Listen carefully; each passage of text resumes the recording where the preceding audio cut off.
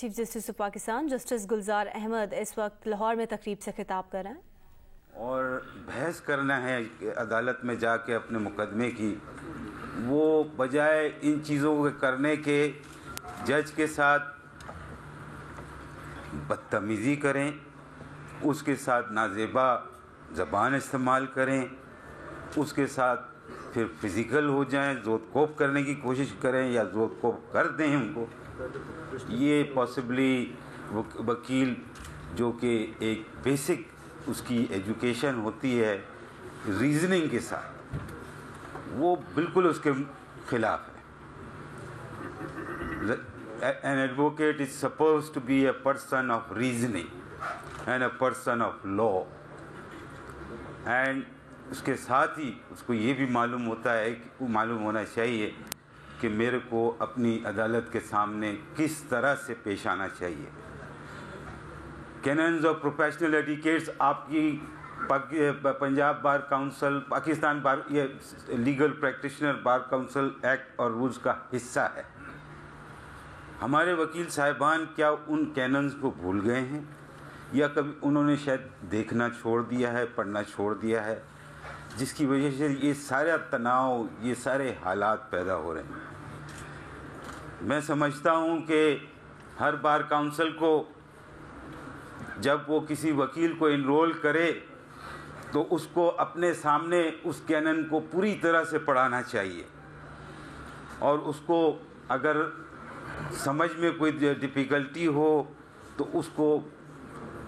उसको समझाना भी चाहिए कि इसमें क्या लिखा हुआ है और ये क्या, इसका मतलब क्या है।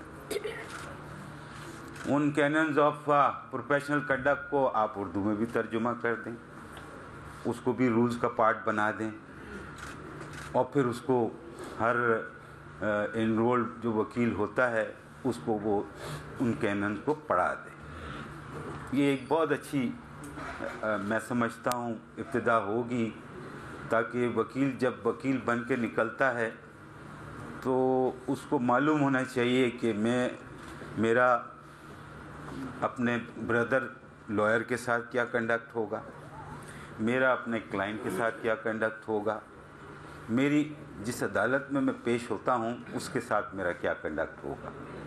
ये तीन चीज़ें तो उसको बहरहाल मालूम होनी चाहिए जैसे ही वो अपनी फील्ड में कदम रखता है।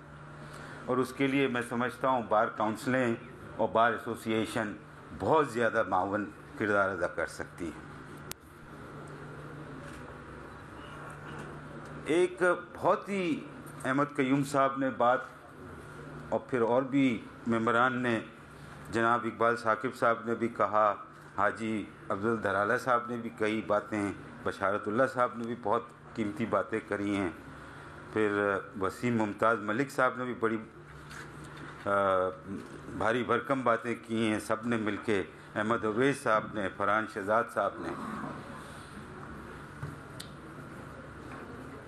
एक चीज़ जो मुझे आज की जो गुफ्तगू हो रही थी, जो बातें मैं सुन रहा था, उसमें एक बहुत इम्पॉर्टेंट एस्पेक्ट पॉसिबली इग्नोर हो गया है या उसके ऊपर अभी तक तवज्जो नहीं दी गई है।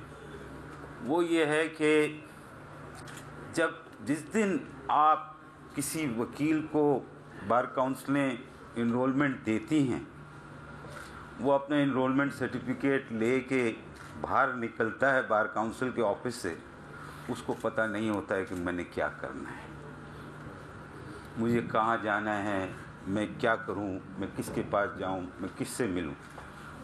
जिनका ताल्लुक़ पहले से लीगल फ्रेटर्निटी के साथ होता है वो तो अपने रास्ते बना लेते हैं, कोई ना कोई तरीक़ेकार करके किसी चैम्बर को ज्वाइन कर लेते हैं, कुछ और कर लेते हैं अपने साथ। लेकिन जिनका कोई ताल्लुक़ नहीं होता, जिनका कोई वास्ता नहीं होता, जो बिल्कुल ही इंडिपेंडेंट एक रॉ तरीके से आते हैं, तो उनके लिए बड़ी सीरियस डिफ़िकल्टी होती है कि वो क्या करें। वो कोर्टों में चले जाते हैं, देखते हैं वहाँ पे वकील आ रहे हैं, जा रहे हैं, किसी को जानते नहीं, किसी को पहचानते नहीं, किसी से मुलाकात नहीं, क्या करें, क्या किस तरह इब्तिदा करें, कैसे अपने कैरियर को आगे बढ़ाने में दाखिल हुए। इस सिलसिले में मैं समझता हूँ कि बार काउंसिल्स जो हैं वो भी बहुत अहम किरदार अदा कर सकती हैं कि जिस दिन जिन वकीलों को इनरोलमेंट एज एन एडवोकेट मिलता है, not as an advocate high court और an advocate supreme court, as an advocate, उसको बार काउंसिल की एक कमेटी हो या चंद 2 मेंबरान हो या 3 मेंबरान हो, वो उसको बुलाएं, अपने पास उसको इंटरव्यू करें, पूछें कि भाई आपको इनरोलमेंट सर्टिफिकेट तो हमने दे दिया है, आपके फ्यूचर प्लान्स क्या हैं, आपने इस प्रोफेशन में आने के लिए क्या इक़दाम किए हैं, आपने किसी चैम्बर से बात पहले से की हुई है, पहले से किसी वकील साहब से बात की हुई है, किसी इदारे से आपने बात की हुई है जहां आपको अकोमोडेट किया जाएगा। अगर तो वो तसल्लीबख्श जवाब देता है जिससे आप समझते हैं कि हाँ ये अपना रास्ता खुद बना रहा है, बनाने का इसने इक़दाम कर लिया है, ठीक है। लेकिन जिसको कुछ भी नहीं मालूम कि मुझे क्या करना है, तो वहाँ आपकी ये कमेटी जो है, जो इनरोलमेंट के बाद है, अगर आप बनाना चाहें और मेरी तजवीज़ है कि आप बनाएं, उसको फिर गाइडेंस आप दें। और उस गाइडेंस से लेने से पहले आपके पास सारे हक़ाइक़ हर चैम्बर के मौजूद होने चाहिए, हर चैम्बरों की रिक्वायरमेंट का आपको मालूम होना चाहिए, हर सीनियर वकीलों के दफ्तरों में कितने कितने लोग काम कर रहे हैं, कितनी की मज़ीद गुंजाइश है, कितने वहाँ से मूव करके आगे चले गए हैं, अपनी प्रैक्टिस स्टार्ट करनी है, उनके पास गुंजाइश है अकोमोडेट करने की, उनके पास गुंजाइश नहीं है अकोमोडेट करने की। ये सारी मालूमात आप पहले से अपने पास इकट्ठा करके रखें। और फिर हर आदमी को जो भी आपके इनरोलमेंट सर्टिफिकेट लेके जाता है, उसको बोले भाई आप फलाना चैम्बर में चले जाएं और फलाने वकील साहब से मिल लें, वो आपको अपना काम शुरू करने में आपकी मदद करेंगे और आपको एज ए जूनियर एक्सेप्ट कर लेंगे। तो ये मैं समझता हूँ कि ये एक मेरी तजवीज़ है, एक मेरा एडवाइस है कि आप इस तरह से कोई अपना कमेटी बनाने की कोशिश करें, बार काउंसिल, इसमें बार एसोसिएशन को भी इन्वॉल्व करें अपने साथ, और ये ओपनिंग नए एडवोकेट्स को प्रोवाइड करें, ये इसके लिए ये रास्ता बनाएं उसके लिए, ताकि वो ऐसा नहीं कि जंगल में जाके घूम जाए, उसको कुछ पता नहीं है कि अब मुझे क्या करना है, वो किसके हाथ चढ़ जाएगा पता नहीं, और वो क्या काम करना शुरू कर देगा पता नहीं। तो चूँकि आपका काम है एज अ बार काउंसिल कि वकीलों की हिफाजत भी करनी है, आपने उनकी मामलत भी करनी है, उनकी मदद भी करनी है, तो शुरुआत इस मदद से हो तो मैं समझता हूँ इससे ज़्यादा ऐसा काम कोई और नहीं होगा। आज जो बातें सुनी हैं, दोबारा कहूँगा, जनाब मोहम्मद इकबाल साकिब साहब की, हाजी अब्दुल दरल्ला साहब की, बशारतुल्लाह खान साहब की, अहमद कयूम साहब की, वसीम मुमताज़ मलिक साहब की, अहमद ओवैस साहब की, फरहान शहजाद साहब की, बड़े दिल से निकली हुई बातें हैं ये सारी, और दिल को लगती भी हैं बहुत, और बहुत सारी सच बातें भी हैं जो की गई हैं, और जो हालात वाक़यात का जिक्र किया गया है, भाई आप बात मत करें,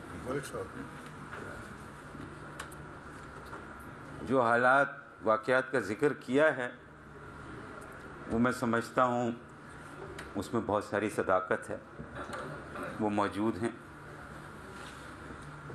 और जो मैंने अभी ये वीडियो आपकी देखी, लगता है कि पंजाब बार काउंसिल बहुत सीरियसली इन मामलात को एड्रेस कर रही है, और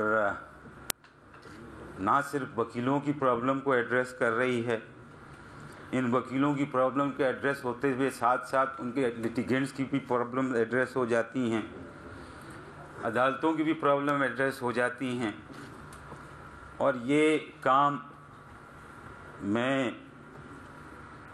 इसकी बहुत तारीफ़ करूँगा। माशाल्लाह आप बहुत अच्छा काम कर रहे हैं और मेरी ख्वाहिश है कि आप इसमें मज़ीद चार चांद पैदा करें और मज़ीद आगे बढ़ें इन मामलात में। वकला और जज साहबान का एक्चुअली दामन का साथ है, ये कभी एक दूसरे के एडवर्सरी हो नहीं सकते ना हैं।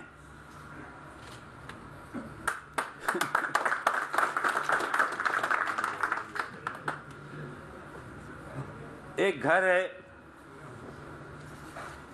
उस घर के अंदर जज साहबान बैठते हैं और उस घर के अंदर दाखिल होते हैं वकला साहबान अपने काम के सिलसिले में, अपने मौकिल की मावनत करने में और जज की अदालत की असिस्टेंस के लिए।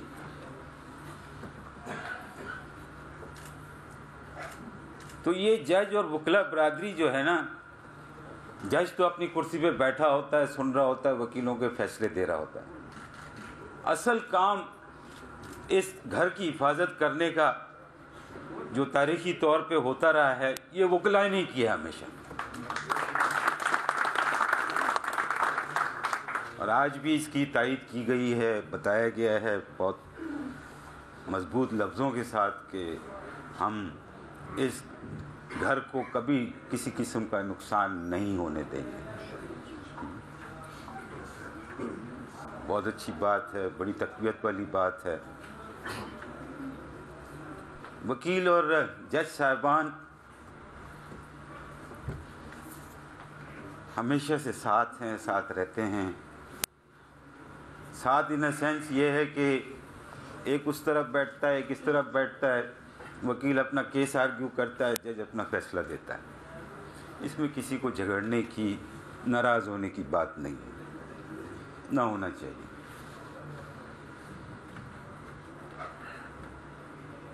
दो साइड के वकील होते हैं,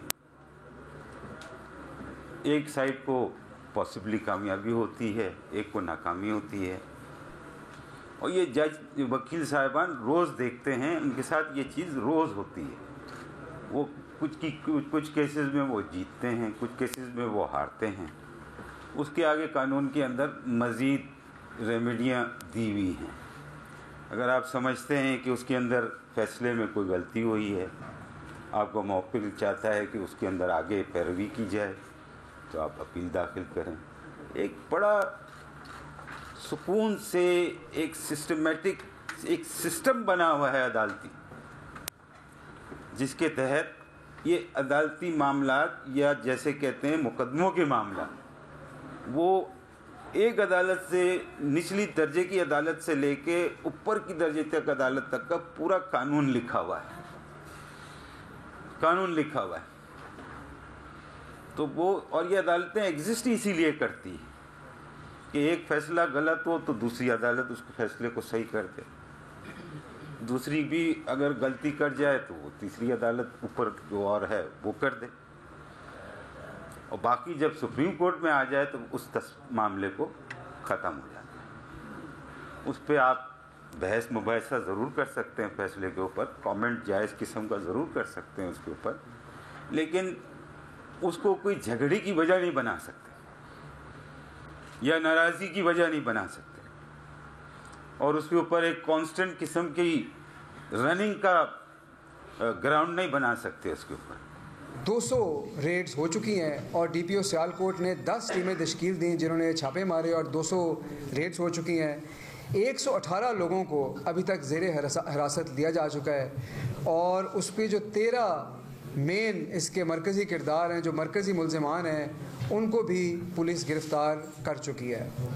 कल आपको बताया गया था कि सीसीटीवी फुटेज को रिट्रीव किया जा रहा है। ये 160 कैमरों से ये फुटेज ली गई जो 12 घंटे की फुटेज थी और पुलिस ने इसको भी देखा है और इसकी मदद भी ली है इन मुल्ज़िमान की शनाख्त में और उनकी गिरफ़्तारी में।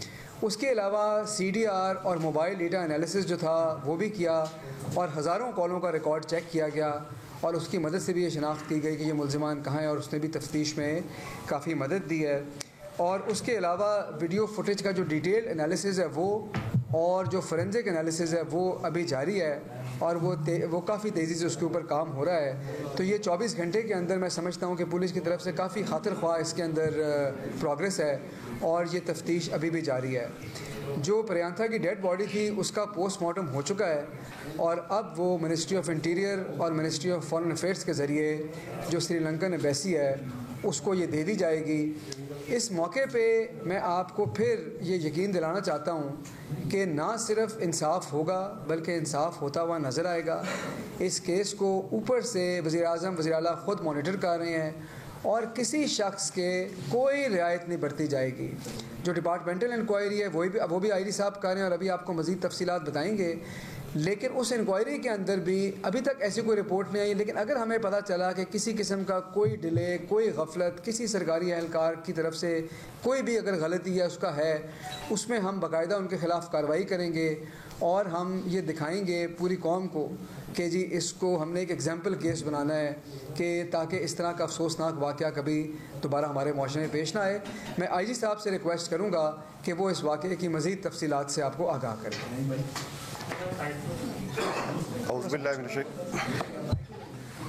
औज़ुबिल्लाहिमिनश्शैतानिर्रजीम, बिस्मिल्लाहिर्रहमानिर्रहीम। बहुत शुक्रिया। हसन साहब ने आपसे शेयर तो कर ली डिटेल्स। जी हसन साहब ने आपसे ये डिटेल तो शेयर कर ली हैं। मैं आपको थोड़ा सा मज़ीद ऐड करूँगा कि ये जो कल अफसोसनाक वाक़या हुआ उसमें अभी तक जो इन्फॉर्मेशन पुलिस को मिली हैं कि झगड़े का आगाज़ कल 10:02 पे हुआ। उसके बाद 10:45 पे मज़ीद इश्ताल पैदा हुआ और उन्होंने मार पिटाई शुरू की उस मैनेजर की। 11:05 पे उसकी हलाकत हो चुकी थी। पुलिस को जो इतला मिली 11:28 पे मिली, और पुलिस 11:45 पे उधर पहुंच गई मौके पे। उसके बाद DPO सियालकोट और SP इन्वेस्टिगेशन सियालकोट भी मौके पे पहुंच गए, और उन्होंने जाके जब गए तो उससे पहले हलाकत हो चुकी थी और मुश्तिल अफराद उधर काफ़ी तादाद में मौजूद थे। वज़ीराबाद रोड उन्होंने ब्लॉक की हुई थी। उन्होंने फिर जाके अपना अमन व अमान को कंट्रोल किया और आग बुझाई, हालात को काबू में किया। मुझे जब इसकी इत्तला मिली तो मैंने फौरी तौर पे RPO गुजरांवाला को उधर रवाना किया। RPO गुजरांवाला उधर गए, उधर जाके उन्होंने फिर मुल्ज़मान को पकड़ने के लिए, उनको आइडेंटिफाई करने के लिए इक़दाम शुरू किए। फिर जैसे हसन साहब ने आपसे शेयर किया कि अल्लाह के फजल करम से 24 घंटे से कम अरसे में हमने जो कुछ किया उसमें 200 से ज़्यादा रेड किए गए मुख्तलिफ़ जगहों पे इन मुल्ज़मान को पकड़ने के लिए। 160 से ज़ायद जो कैमरे थे उनकी जो वीडियो रिकॉर्डिंग थी उसको एनालाइज़ किया गया, और उसकी मदद से जो 118 सस्पेक्ट्स थे उनको अरेस्ट किया गया। उनमें से 13 बंदे वो हैं जो आपने मुख्तलिफ सोशल मीडिया में मुख्तलिफ फुटेज में देखे होंगे, जिन्होंने अपनी कन्फेशनल स्टेटमेंट भी दी है कि वो उधर मौजूद थे। उनका किरदार भी तयन उसका कर लिया गया है कि उन्होंने क्या कुछ किया। लेकिन it is an ongoing investigation. Police इसमें कोशिश कर रही है कि कोई भी पहलू रह ना जाए जिसको हम एड्रेस ना कर सकें, और इसकी बहुत प्रोफेशनल तरीके से तफ्तीश जारी है। इसको इंसदाद दहशतगर्दी एक्ट के तहत पर्चा हो चुका है। हम कोशिश करेंगे कि इसकी तफ्तीश में कोई खामी ना हो ताकि मुल्ज़मान को कोई बेनिफिट मिल सके, और इसका जल्द अज जल्द तफ्तीश मुकम्मल करने के बाद इसका चालान सबमिट करेंगे एंटी टेररिस्ट कोर्ट में, ताकि इसका जल्द ट्रायल शुरू हो और जो मुल्ज़मान है वो कैफर किरदार तक पहुँचें। बहुत शुक्रिया, थैंक यू। जब ये वाक़या हुआ पुलिस की मौजूदगी में उस गैर मुल्की शहरी को बुलाया गया, फिर पुलिस ने वो रोड खुलवाने के लिए मुज़ाकरात किए, उन लोगों को अरेस्ट करने की बजाय मुज़ाकरात को प्रायोरिटी दी। क्या पुलिस खौफज़दा है DLP के वाक़े के बाद ताकत का इस्तेमाल नहीं करना, बातचीत का रास्ता क्या करना? अच्छा साथ इसी मैं जवाब कर लीजिएगा हसन साहब। जैसे अभी IG साहब ने फरमाया कि 11:28 पे इनको इत्तला मिली और 11:45 पे पुलिस जो है उसने फैक्ट्री में रिस्पॉन्ड किया। तो ऐसा ये भी कहा जा रहा है कि फर्स्ट रिस्पॉन्स सिर्फ 3 पुलिस एहलकार जो थे वो उस फैक्ट्री में गए, तो क्या आप समझते थे कि इस सारे क्राउड के लिए वो 3 एहलकार काफ़ी थे? जी इसमें जब फर्स्ट रिस्पॉन्ड हुआ तो उनको ये तो नहीं पता था कि इसकी सीवियरिटी क्या, इशू क्या है। तो जो भी उधर कोई थाना मौजूद था, उधर से जब जाएं तो 15-20 मिनट का फासला उसमें मौजूद लग जाता है। थाने में जितने एहलकार मौजूद थे वो फौरी तौर पे पहुंच गए। उन्होंने फिर मज़ीद अपने अफसरान को बताया कि सिचुएशन क्या है। तो मज़ीद नफरी फिर DPO साहब खुद रवाना हुए और SP इन्वेस्टिगेशन सियालकोट भी रवाना हुए और फिर जिस चीज़ को इतला मिलती गई वो उधर पहुँच गए। इसमें अभी तक जो हमने देखा है कोई किसी किस्म की कोताही नज़र नहीं आई पुलिस के रिस्पांस की तरफ से। और फिर चूँकि आपको पता वो रोड ब्लॉक थी और DPO साहब खुद भी जब गए तो 15-20 मिनट पैदल चल के गए। तो इसमें कोई कोताही अभी तक पुलिस की हमारे सामने नहीं आई। लेकिन जैसे कि एक चीज जो आप जिक्र कर रहे हैं कि 9:10 पे झगड़े का आगाज 10:02 जी और 11:05 पे हलाकत हुई। 2 घंटे तकरीबन 1.5 से 2 घंटे का मार्जिन बीच में है जब पुलिस को इत्तला मिली और पहुंची। 2 घंटे पुलिस कहाँ थी, स्पेशल ब्रांच कहाँ थी, IB कहाँ थी? आप खुद IB में काम कर चुके हैं। एक चीज का हुकूमत दावा करती है कि हमारा कंट्रोल है। 2 घंटे तक तमाशा बनाना, गैर मुल्की का कत्ल कर दिया गया। कहाँ थी पंजाब पुलिस और पंजाब हुकूमत? इसमें सर साथ काइंडली ऐड कर लीजिएगा कि जो भी गैर मुल्की शहरी होते हैं उनकी सिक्योरिटी के लिए स्पेशल प्रोटेक्शन यूनिट भी मौजूद है। तो ये भी एक गैर शहरी जो है वो गैर मुल्की शहरी था, इसकी सिक्योरिटी के लिए भी क्या कुछ स्पेशल प्रोटेक्शन यूनिट की टीम थी या नहीं थी, उनकी जाने से कुछ बताया गया? एक ज़रा जी मेरी एक तो दरख्वास्त ये है कि टाइमिंग और ड्यूरेशन ज़रा क्लियर कर लें, क्योंकि जाहिर है कि ये फैक्ट्स हैं, इसकी रिपोर्टिंग बड़ी एक्यूरेट होनी चाहिए। 10:02 पे ID साहब ने बताया है कि इस मसले का आगाज़ हुआ था और 1 घंटे बाद, करीबन 1 घंटे बाद उसको हलाक कर दिया गया था। 11:28 नहीं 11 नहीं जी हलाकत के बाद मैं आपको ज़रा मैं आपको फैक्ट नहीं अंदर ही हुआ है जी मैं आपको सारी बात बता देता हूँ, आप ये ताकि सुन ले, एक ही फैक्ट्स हैं। 10:02 के ऊपर ये मसला शुरू है जो अभी तक की तफ्तीश से पता चला है। 11:01 पे उसको हलाक कर दिया गया था। उसको हलाक करने के बाद ये कॉल पुलिस को गई है 11:28 पे।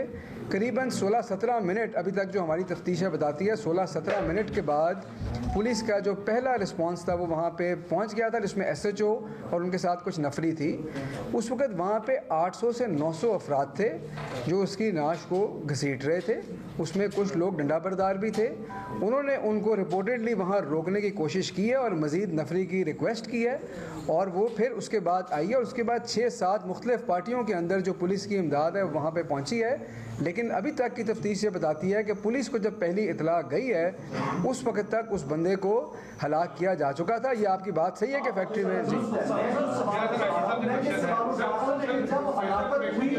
उससे पहले किधर थी? आपकी तो इंटेलिजेंस बहुत स्ट्रॉन्ग है। सरदार साहब ने IB में बहुत काम किया, वहाँ पे तो अच्छा खासा चीज कुछ मूवमेंट हो तो पता लग जाता है। और IG साहब जब आए थे तो उन्होंने डायरेक्शन भी दी है कि जो गैर मुल्की सिक्योरिटी उनकी रिपोर्ट्स मांगी सिक्योरिटी गार्ड्स की, तो वो कहाँ स्टेटस है, स्टैट कहाँ करते हैं? बल्कि सीधा सवाल ये है कि 10:02 से 11:28, 1 घंटा 26 मिनट का टाइम है और 1 घंटा 26 मिनट के बाद जो सवाल पैदा हुआ था, सीधा सवाल था कि पुलिस ने पहले आके मुज़ाकरात करके सड़क खुलवाई थी। 1 घंटा 26 मिनट मेन GT रोड पे तमाशा लगा हुआ है, एक आदमी को जलाया जा रहा है, मारा जा रहा है, वो मुल्की है या गैर मुल्की है दूसरी बात है। पुलिस रिस्पॉन्ड ही नहीं कर रही। पुलिस वहाँ पे खड़ी है, नजर आ रहा है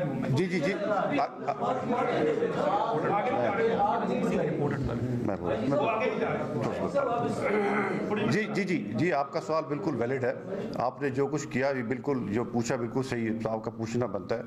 हम it is too early to say कि क्या हुआ, हम इसका सारी चीज़ों का जायज़ा ले रहे हैं कि ये कम्युनिटी वैसे तो वो क्योंकि इस फैक्ट्री के अंदर सारा इंसिडेंट हुआ, उसके अंदर पुलिस की मौजूदगी फैक्ट्री के अंदर नहीं होती और इंटेलिजेंस एजेंसीज की मौजूदगी भी नहीं होती।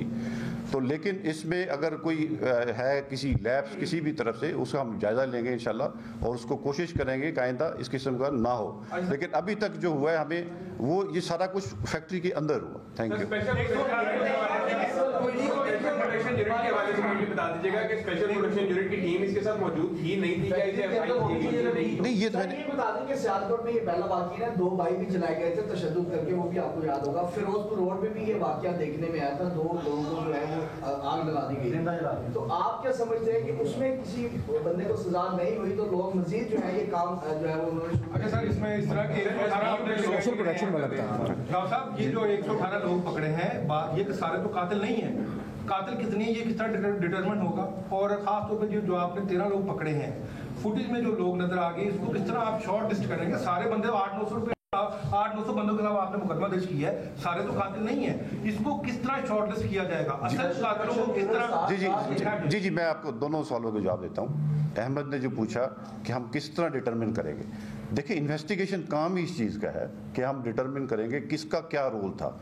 उसमें जो कैमरेज, जो अभी वीडियो रिकॉर्डिंग हमारे पास मौजूद है, उसको एनालिसिस करेंगे और जो इन्वेस्टिगेटर्स हैं उसमें हर बंदे का रोल वो डिटरमिन करेंगे कि इन्होंने क्या किया। बिल्कुल आपकी बात ये तो नहीं है कि सारे बंदे कातिल तो नहीं है, जिसमें जो रोल जिसका होगा उसी को उसी तरह डिटरमिन किया जाएगा। आपने बात की स्पेशल प्रोटेक्शन यूनिट की।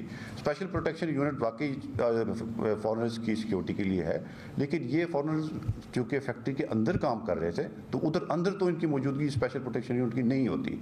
ये आमतौर पे जब सफ़र करते हैं या किसी और जगह पे जाते हैं तो इनको हमने बताया हुआ है कि ये हमें बताएं ताकि उनको प्रोटेक्शन प्रोवाइड की जाए।